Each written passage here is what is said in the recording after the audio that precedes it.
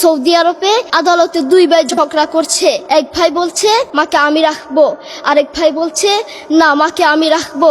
দোনো ভাই ঝগড়া করছে মাকে ঘরে রাখার জন্য। এরপর এক ভাই মাকে নিয়ে চলে যাচ্ছে, আরেক ভাই মাটিতে গড়া দিতে দিতে অবস্থা খারাপ।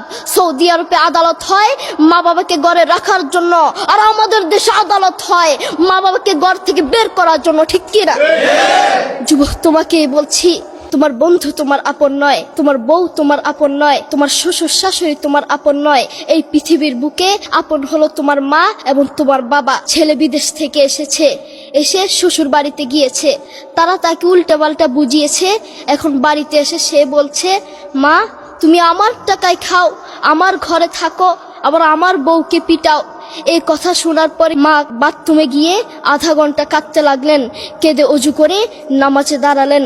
নামাজ পড়ে আল্লাহর কাছে বলতে লাগলেন, আল্লাহ তুমি আমার ছেলের উপর রাগ করিও না, ও ভুল করেছে, তুমি আমার ছেলের উপর রাগ করিও না, আমি আমার ছেলেকে বুঝাবো। এরপর মা গিয়ে ছেলেকে বুঝাচ্ছেন, বলছেন বাবা তুমি আমাকে বের করে দিবা, সমস্যা নেই, তুমি আমাকে বের করে দিও, কিন্তু আমার একটা স্বপ্ন আছে। ছেলে বললেন কি স্বপ্ন বলেন? মা বললেন তুমি বাজারে গিয়ে একটা পাকা আম নিয়ে আসবা, এসে তোমার বুকের উপর রাখবা, সকালে উঠে ওটা আমি খাবো। এরপর ছেলে বললেন আচ্ছা ঠিক আছে। ছেলে বাজারে গিয়ে একটা পাকা আম নিয়ে আসলো, এসে বুকের উপরে রাখলো। 5 মিনিট না যেতেই সেই আম পিঠের নিচে পড়ে চ্যাপ্টা হয়ে গিয়েছে। এরপর ছেলে মাকে বললেন মা তুমি কি সকাল উঠে আমটা খাবে? ওটা 5 মিনিট না যেতেই পিঠের নিচে পড়ে চ্যাপ্টা হয়ে গিয়েছে। এরপর মা চোখের পানি ছেড়ে বলল বাবা আমি আসলে তোকে খাওয়ার জন্য বলি নাই, আমি আম খাওয়ার জন্য বলি নাই, আমি তোমাকে বুঝার জন্য বলেছি।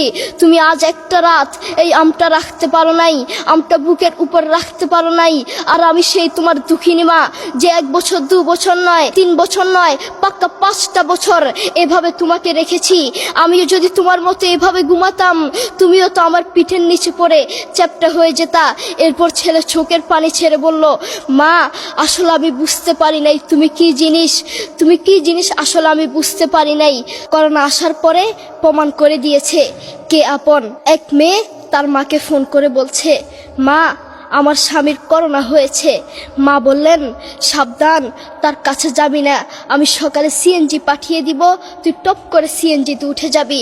এটার নাম দুনিয়া।